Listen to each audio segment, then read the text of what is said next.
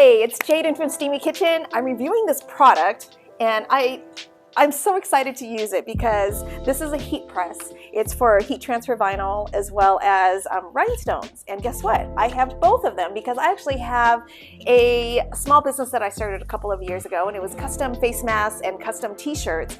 And we had an Etsy store, and we made so many custom t-shirts and face masks and caps. So I actually know everything about heat pressing and design work, but I have this giant, I think my heat press is like $5,000. It's really incredibly expensive.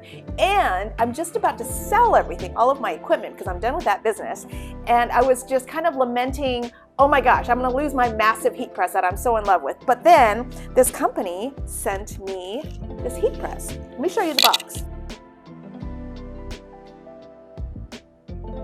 And we're gonna make a shirt here.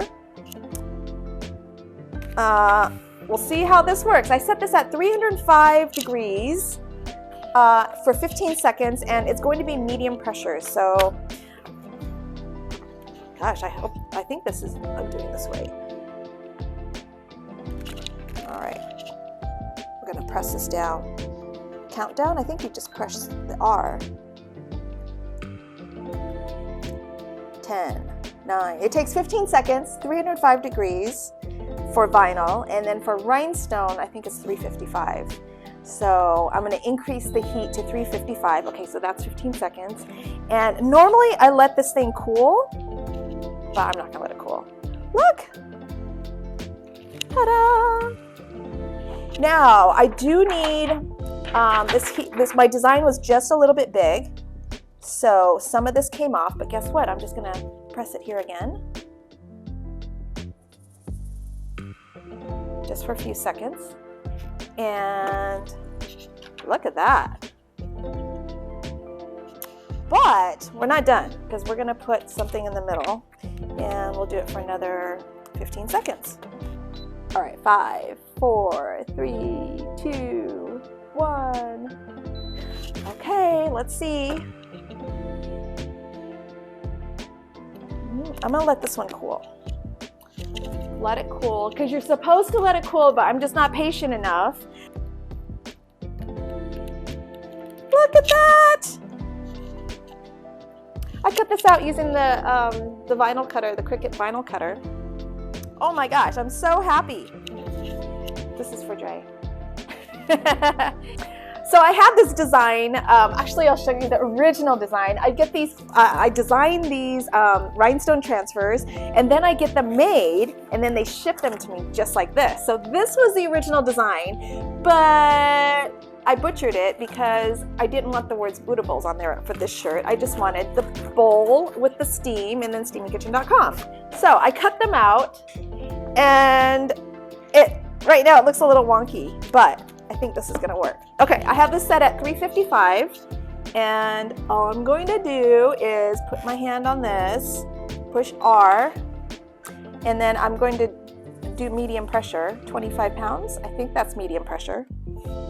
We'll see. But like the heat transfer vinyl, this only takes 15 seconds too. The one thing you can't do with this heat press is designs larger than this, which is I think like a 10 by 10. But you can actually, you can just press it twice.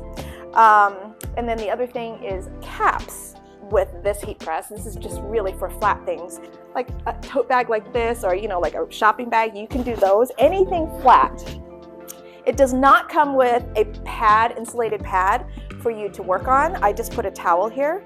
And let's see if this works. Look at this. Oh, I'm so happy because I'm gonna sell my big heat press. Yeah, my heat press is like 5,000, maybe even more than that. And then I have another heat press that's for hats, and that one was like 3,000.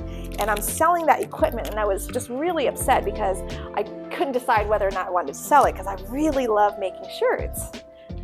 This is Look at that, isn't that cute? So now with this heat press, I can sell my big stuff, and this is so much easier to use. Like, it takes probably 15-20 minutes for my big heat press to heat up, but it's like a big fat heat press, like a commercial style.